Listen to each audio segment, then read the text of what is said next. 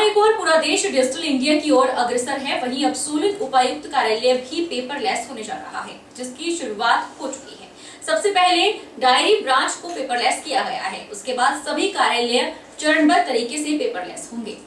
जहां एक और पूरा देश डिजिटल इंडिया की ओर अग्रसर है, वहीं अब सोलन उपायुक्त कार्यालय भी पेपरलेस होने जा रहा है, जिसकी शुरुआत हो गई है।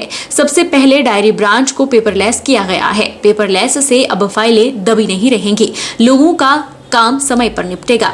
वहीं उपायुक्त सोलन मनमोहन शर्मा ने बताया कि डायरी ब्रांच से पेपरलेस की शुरुआत कर दी गई है। लोगों के काम सहजता से होंगे और समय पर होंगे। आज से हमने पेपरलेस करना है, तो सबसे पहले जो हमारा डायरी सेक्शन है उससे ये शुरुआत होएगी। जितने भी आज के बाद हमारे जो पत्र आएंगे सरकारी, उनका सबसे पहले डिजिटल रूप से उनको स्कैनिंग करके कंसर्न डीलिंग हैंड या ब्रांचेस तक भेजेंगे और वहीं से ये सारी प्रक्रिया हमारी शुरू हो रही है। बिजली बिल भुगतान न करने पर विद्युत मीटर काटने संबंधी मोबाइल मैसेज से अब उपभोक्ताओं को राहत मिली है। विद्युत बोर्ड प्रबंधन ने उपभोक्ताओं की शिकायत के आधार पर पुलिस की सहायता से 2 लोगों को पकड़ा था, जिसके बाद अब ऐसे मैसेज कम हो गए हैं। बिजली बिल भुगतान न करने पर विद्युत मीटर काटने संबंधी मोबाइल मैसेज से अब उपभोक्ताओं को राहत मिली है।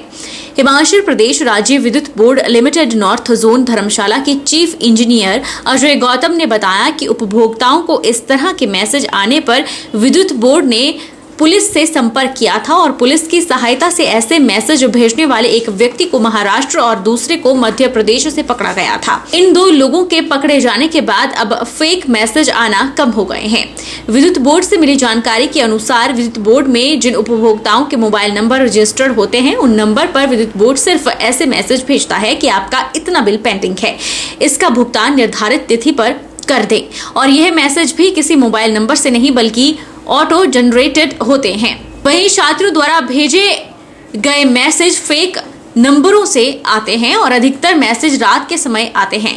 अगर आपने बिजली बिल का भुगतान नहीं किया है तो आपका विद्युत मीटर कट जाएगा। अजय गौतम ने बताया कि जिस भी उपभोक्ता को इस तरह का फेक मैसेज आता है तो वह विद्युत बोर्ड को जानकारी दे।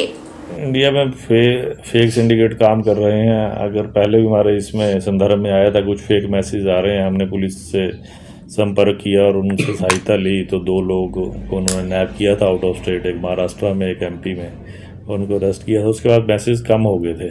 फिर भी अब मेरे पास तो नहीं आ रहे हैं, अगर फिर भी मैसेज आते हैं तो हमें शेयर करें, नंबर किस नंबर से आ रहा है, हम तुरंत एक्शन लेते हैं इसमें। देखो, हमारा बिजली बोर्ड का तो एफर्ट रहता है और हमारे हित में भी है, उपभोक्ता के हित में भी है, बिजली चली रहे। लेकिन कई बार ज़्यादा तूफान आ जाता है, बीच में निरंतरता में कमी आ जाती है, तो उस वक्त थोड़ा सा लोगों से सहयोग की अपेक्षा रखते हैं, क्योंकि एक सीमित स्टाफ के साथ जब लोग अपने घर के अंदर दुबके बैठे होते हैं तो कर्मचारी मेरे बाहर काम कर रहे होते हैं, तो उनको सिर्फ मॉरल बूस्टिंग की ज़रूरत होती है। उनसे अच्छा व्यवहार करें, वो 1 घंटे के बजाय 2 घंटे काम करते हैं। सोलन जिला में केंद्र और प्रदेश सरकार की योजनाओं का ग्रामीण क्षेत्र में सही तरीके से क्रियान्वयन हो सके, इसके लिए उपायुक्त सोलन की अध्यक्षता में खंड विकास अधिकारियों के साथ बैठक हुई, जिसमें जिला में बीते वर्ष हुए कार्यों का लेखा जोखा रखा गया। सोलन जिला में केंद्र और प्रदेश सरकार की योजनाओं का ग्रामीण क्षेत्र में सही तरीके से क्रियान्वयन हो सके, इसके लिए उपायुक्त सोलन की अध्यक्षता में खंड विकास अधिकारियों के साथ बैठक हुई। उपायुक्त सोलन मनमोहन शर्मा ने बताया कि ग्रामीण विकास की योजनाओं का उचित क्रियान्वयन हो सके, इसके लिए बैठक का आयोजन किया गया। आगामी रणनीति तैयार भी की गई है, तो वहीं बीते समय में हुए विकास पर भी नजर डाली गई। उन्होंने कहा कि अगर ग्रामीण क्षेत्रों के विकास के लिए जेई को भी इस बैठक में शामिल करना पड़े तो अवश्य किया जाएगा। मुख्य रूप से जो मनरेगा स्कीम है उसमें हमारे पास काफ़ी धनराशि खर्च होती है, उनमें जो कार्य को गति और किस तरह से दी जा सकती है और ज़्यादा से ज़्यादा लोगों को किस तरह से इस पर कवर किया जाए, वो विशेष ध्यान दिया गया। और साथ ही में जो अन्य स्कीम्स है, चाहे नेशनल रूरल लाइवलीहुड मिशन है, उसमें सेल्फ हेल्प ग्रुप्स की जो इन्वॉल्वमेंट है किस तरह से और उसको बेहतर किया जा सके, प्रधानमंत्री आवास योजना है, मुख्यमंत्री आवास योजना है, इन सभी योजनाओं का आज हमने विस्तृत रिव्यू किया था और आने वाले दिनों के लिए हमने पूरे वर्ष का एक स्ट्रेटेजी तैयार की है। परफॉर्मेंस हमारे ज़िले की अच्छी है, पिछले वर्ष की सभी योजनाओं में काफ़ी अच्छी उपलब्धियां रही हैं और मैं सोचता हूं कि हम इसको और इस वर्ष में और इसको इम्प्रूव करने की कोशिश करेंगे। ये तो बुलाए कि जब खासकर जिन मीटिंग में हम वर्क्स का रिव्यू करेंगे उसमें जेईज़ को हम ज़रूर इन्वाइट करेंगे। बद्दी शहर को जाम से मुक्त कराने के लिए ट्रायल के रूप में शुरू की गई वन वे ट्रैफिक व्यवस्था को सफल मानते हुए रविवार को रात 8 बजे खत्म कर दिया है। अब यहां फिर से सामान्य ट्रैफिक चल सकेगा। शहर को जाम से मुक्त कराने के लिए ट्रायल के रूप में वन वे ट्रैफिक व्यवस्था शुरू की गई थी, जिसे सफल मानते हुए रविवार को रात 8 बजे पुलिस प्रशासन द्वारा खत्म कर दिया है। बद्दी थाना प्रभारी राकेश राय का कहना है कि ट्रायल के दौरान वन वे ट्रैफिक में बहुत हद तक जाम पर अंकुश लगा है और भविष्य में बद्दी क्षेत्र के विभिन्न वर्गों के साथ बैठक कर लोगों से प्राप्त सुझावों पर विचार विमर्श कर पुलिस द्वारा इस वन वे योजना को दोबारा और अधिक ढंग से लागू किया जा सकता है। थाना प्रभारी ने जनता से इस संदर्भ में अपने सुझाव बद्दी पुलिस को साझा करने के लिए मोबाइल नंबर भी जारी किया है और वन वे व्यवस्था को सफल बनाने के लिए बद्दी क्षेत्र की जनता का आभार भी व्यक्त किया। ये हमने जो बद्दी की जो ट्रैफिक समस्या थी इसके मद्देनजर एसपी साहब के डायरेक्शन के अनुसार हमने 7 दिन का एक ट्रायल किया था और ट्रायल में हमने 2 पॉइंट, एक तो हनुमान चौक और एक नर्क काटा चौक से लेकर लेबर चौक तक को वन वे किया था और 7 दिनों के इस ट्रायल में जो है बद्दी की जनता ने बहुत ज़्यादा सहयोग किया और इस दौरान हमें काफ़ी अच्छे फीडबैक मिले और हमारा मिशन सफल रहा। अब इसके बाद मैं बद्दी की समस्त जनता का धन्यवाद करना चाहता हूँ कि उन्होंने इस सब मिशन का सफल बनाने में अपना पूरा योगदान दिया है और हमने जो निर्देश दिए उसके उसकी पालना की है। ऐसे साथ साथ अपना फीडबैक भी दिया हमने। अब ये जो मुहिम हमारी 7 दिन का ट्रायल था, आज हम रात को 8 बजे ड्रॉ करेंगे और ये हमारे लिए बड़ा अच्छा अनुभव रहा है और इस अनुभव को हम कैसे और बेहतरीन बना सकते हैं। इसमें जितने भी स्टेक होल्डर्स हैं उनके साथ किसी पर वार्तालाप करके इसमें किस प्रकार से प्रभावी तरीके से लागू किया जा सकता है, इसके संदर्भ में आगामी आदेश पारित करवाए जाएंगे। तो आज रात से ये जो ट्रायल हमारा समाप्त होगा और इसके बाद इसके अध्ययन करके जो हमारा अनुभव रहा है, लोगों का अनुभव रहा है और जितने स्टेक होल्डर रहे हैं इसमें उनका अनुभव के आधार पर इसकी योजनाबद्ध तरीके से इसको लागू करने का प्रयत्न किया जाएगा। जिला सिरमौर में यौन एड्स, टीबी और हेपेटाइटिस जैसे रोगों की जांच के लिए स्वास्थ्य विभाग ने एक विशेष अभियान शुरू किया है। अभियान के तहत भीड़ में रहने वाले लोगों के खून के सैंपल लिए जाएंगे। सिरमौर सीएमओ डॉक्टर अजय पाठक ने बताया कि 4 रोगों की जांच के लिए स्वास्थ्य विभाग द्वारा एक अभियान शुरू किया गया है जो कि 14 जून तक चलेगा। अभियान के तहत भीड़-भाड़ में रहने वाले लोगों में यौन, एड्स, टीबी और हेपेटाइटिस बीमारियों की जांच करने के बाद खून के नमूने लिए जाएंगे। उन्होंने बताया कि यह जांच केवल उन्हीं लोगों की होगी जिन्होंने पिछले 6 महीने के भीतर इन बीमारियों से संबंधित अपनी जाँच नहीं करवाई है। ये एक इंटीग्रेटेड अप्रोच है 4 बीमारियों के लिए। टीबी है, एचआईवी है, सेक्सुअली ट्रांसमिटेड इन्फेक्शंस हैं और हेपेटाइटिस है। इस अभियान के तहत जो क्लोज्ड सेटिंग्स में लोग रहते हैं उनकी हम इन 4 बीमारियों के लिए टेस्टिंग करेंगे, उनकी हम जांच के लिए नमूने लेंगे और उनको टेस्ट करेंगे।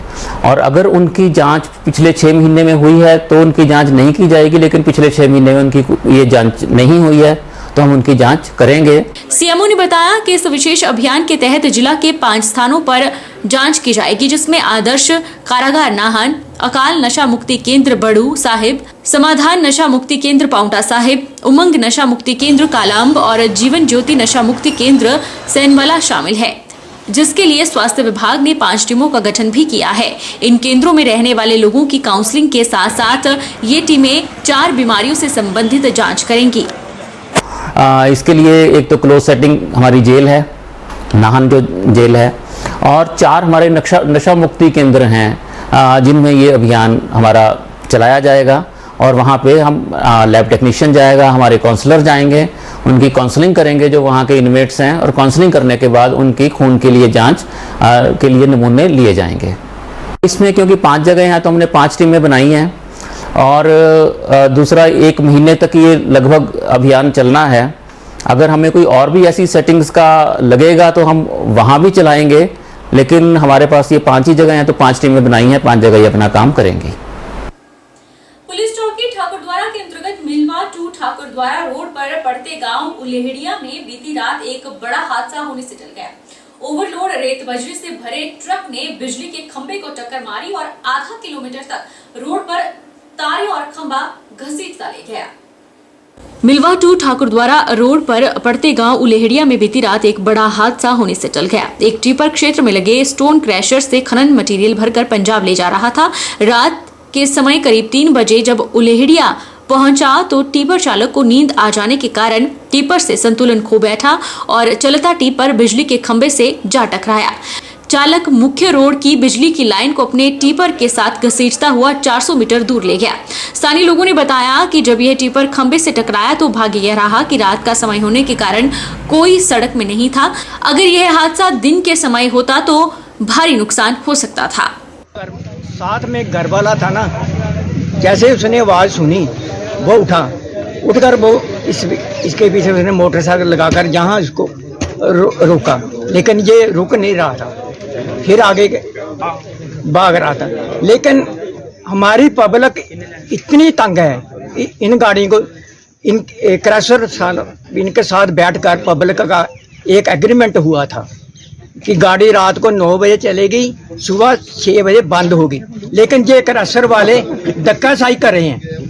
ये अपने जो है हमारे साथ जिन्हें समझौता पवर के साथ किया था उसको लागू नहीं करते। अब रोज की गाड़ियाँ, दिन में गाड़ी चल रही है, रात में चल रही है। सुबह बच्चे जाते हैं स्कूल को, बच्चे जाती हैं, उनको क्रॉस ही नहीं मिलती।